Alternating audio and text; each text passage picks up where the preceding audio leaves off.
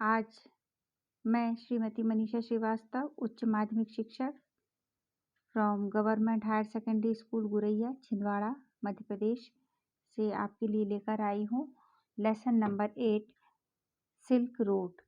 ये lesson class 11th की hornbill book से लिया गया है और इसमें वे सभी क्वेश्चन आंसर्स कवर किए गए हैं जो क्वेश्चन बैंक 2023 में दिए गए हैं।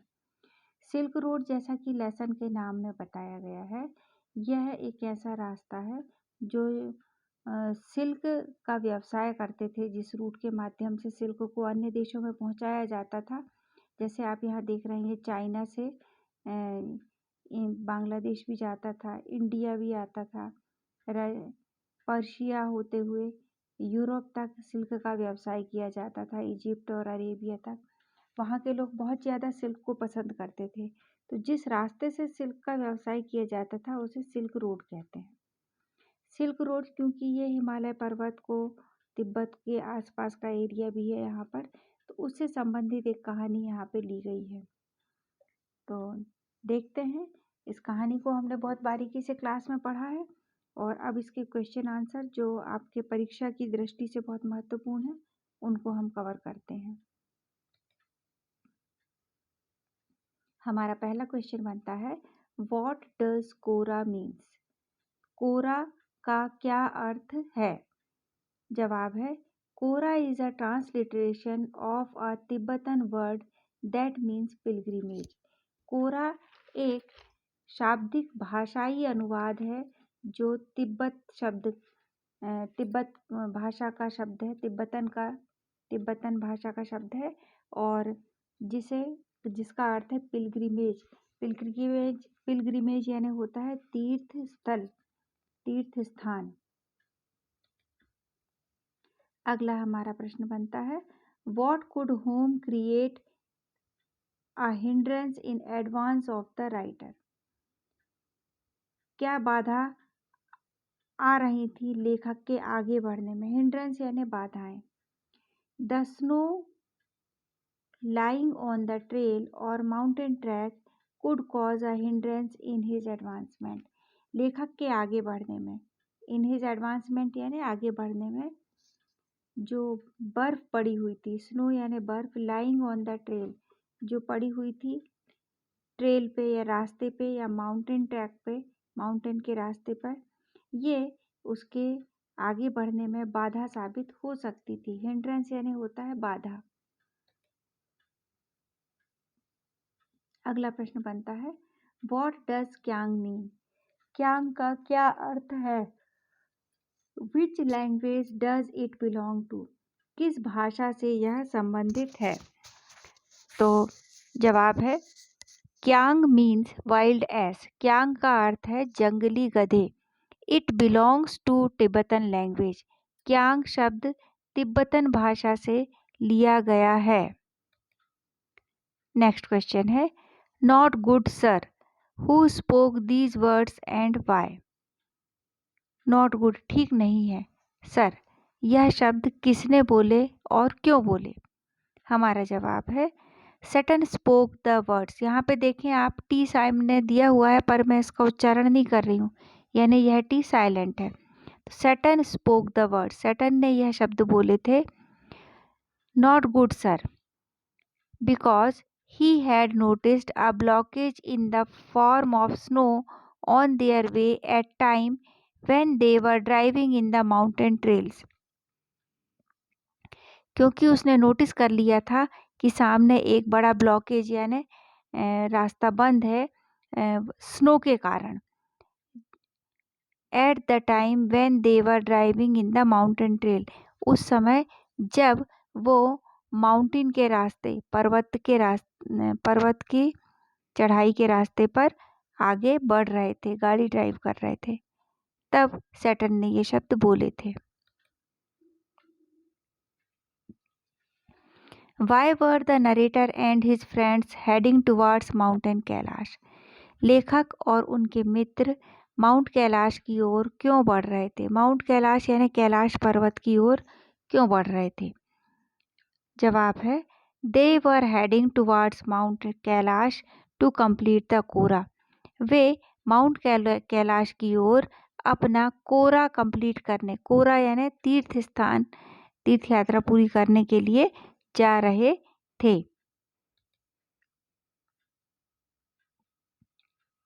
What happened to the author as they reached of 5,400 meters?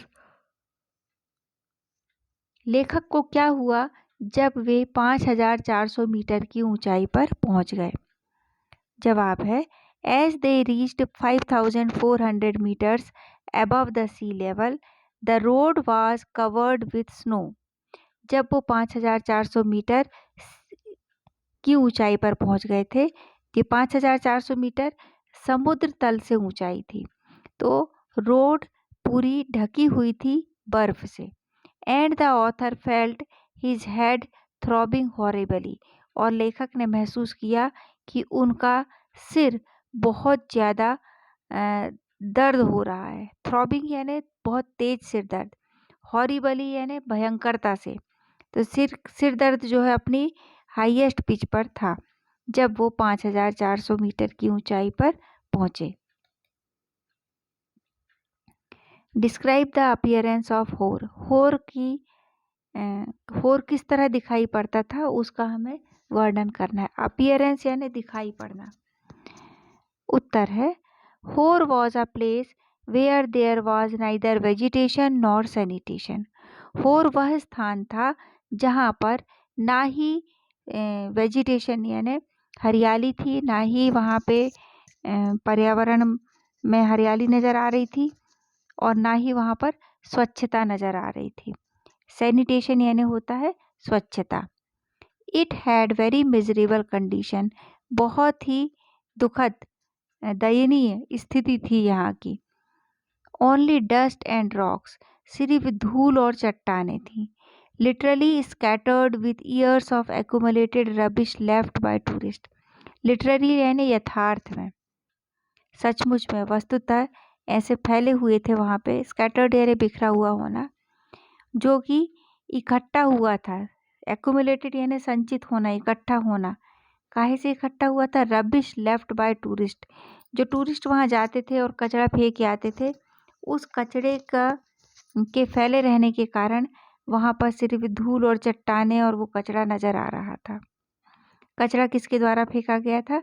Tourist के द्वारा। टूरिस्ट लोग जो बॉटल्स लेके जाते हैं, पन्नियाँ, पैकेजिंग लेके जाते हैं, वहाँ उपयोग करते हैं, और जहाँ खाली हुई चीज़ें वो वहीं छोड़े आते हैं।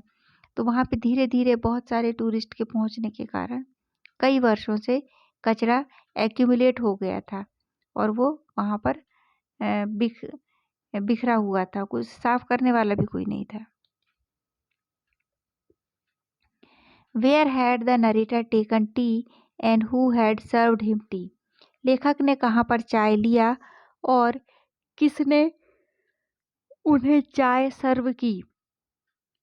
जवाब है the narrator had taken tea in Hor's only cafe. लेखक ने होर के एकमात्र कैफे में चाय पी। The Chinese youth had served him tea. China के युवा ने उन्हें चाय सर्व की, उपलब्ध कराई।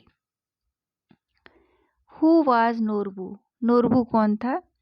Norbu was a Tibetan working at N academy in Beijing. Norbu एक तिब्बतन व्यक्ति था जो बीजिंग की एकेडमी में काम करता था। Who wants to complete his kora at mount Kailash, जो अपनी तीर्थ यात्रा माउंट कैलाश पर जाने की पूरी करना चाहता था। What was the farewell present given by Lhamo to the author?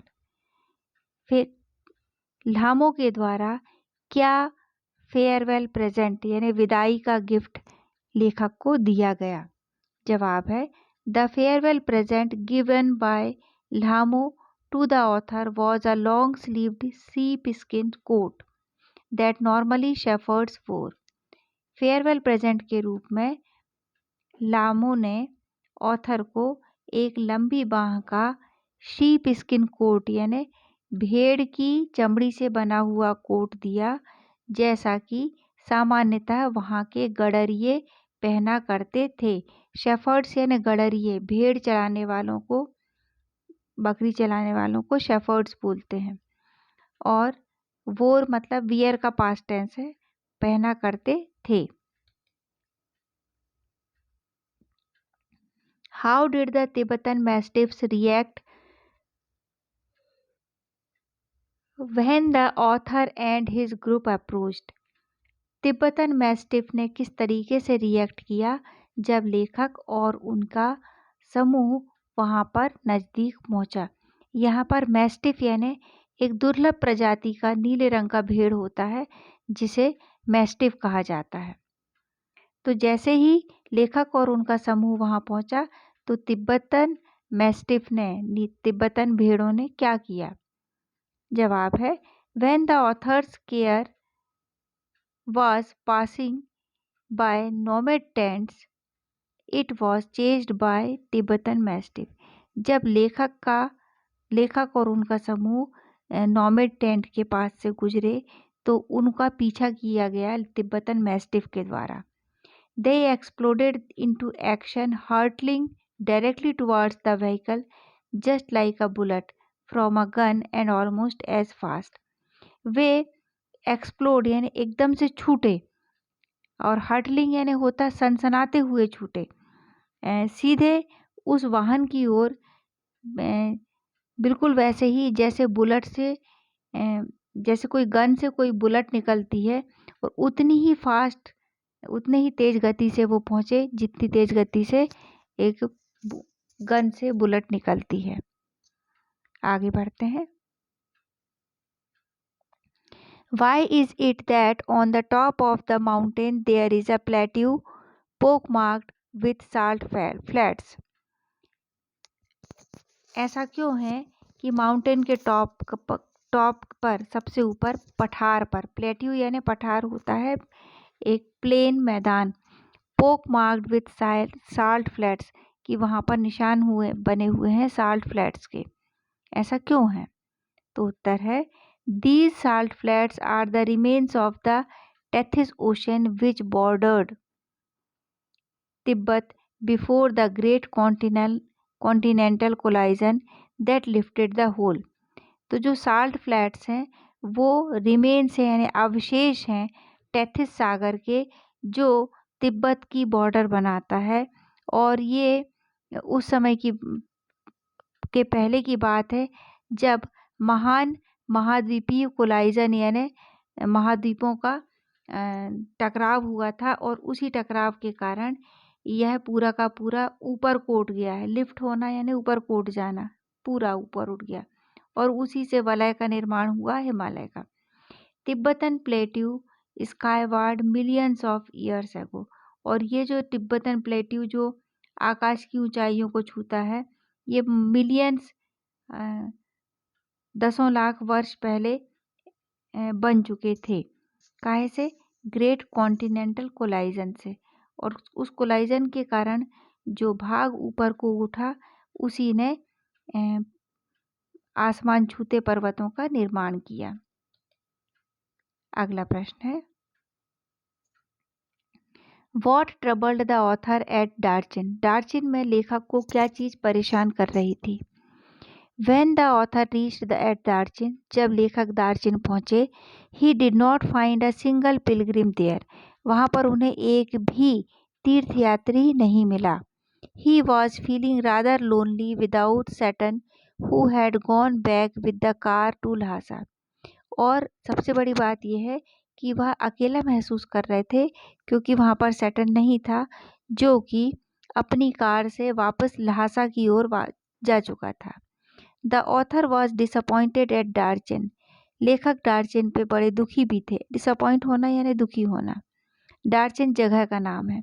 Because he had some health problems there, क्योंकि उन्हें वहाँ पर कुछ स्वास्थ्य संबंधी समस्याएं भी थीं। What according to the author was the problem the author suffered from? लेखक के अनुसार लेखक किस समस्या से ग्रसित थे? सफर्ड होना यानी पीड़ित होना, ग्रसित होना। आंसर है according to the author he suffered from cold. लेखक के अनुसार लेखक सर्दी, कोल्ड यानी सर्दी से ग्रसित थे। Which made him very uncomfortable, और उस सर्दी के कारण वो बहुत अनईजी महसूस कर रहे थे, सामान्य महसूस नहीं हो रहा था। He had problems in breathing, उन्हें मुख्य रूप से सांस लेने में समस्या थी। स्पेशली व्हेन लाइंग डाउन, विशेष रूप से जब वह लेटते थे तब उन्हें ज़्यादा समस्या होती थी। अगला प्रश्न है how did Norbu become an ideal companion for the author. Norbu लेखक के लिए एक आदर्श साथी बना, कैसे? Norbu was an ideal companion for the author as both were academics who had come away from their academic work। नोरबू एक आदर्श साथी बना क्योंकि वे ऑथर और नोरबू दोनों ही एकेडमिक्स यानी शैक्षणिक संस्थाओं से संबंधित थे और कुछ नया खोजने या सीखने के लिए वहाँ पहुँचे थे और उनका कोई एकेडमिक वर्क था जिसके लिए वो वहाँ पर आए थे। Both were not devote believers, और वो दोनों ही धार्मिक विश्वास रखने वाले व्यक्ति नहीं थे। And they did not intend to prostrate themselves all round the mountains like other pilgrims, और वे दोनों नहीं चाहते, इंटेंट यानी इच्छा रखना, चाहना कि वो साष्टांग प्रणाम करेंगे, साष्टांग होकर माउंटेन कैलाश की दूसरे तीर्थयात्रियों की तरह परिक्रमा करेंगे। राउंड करना यानी उसका परिक्रमा करना।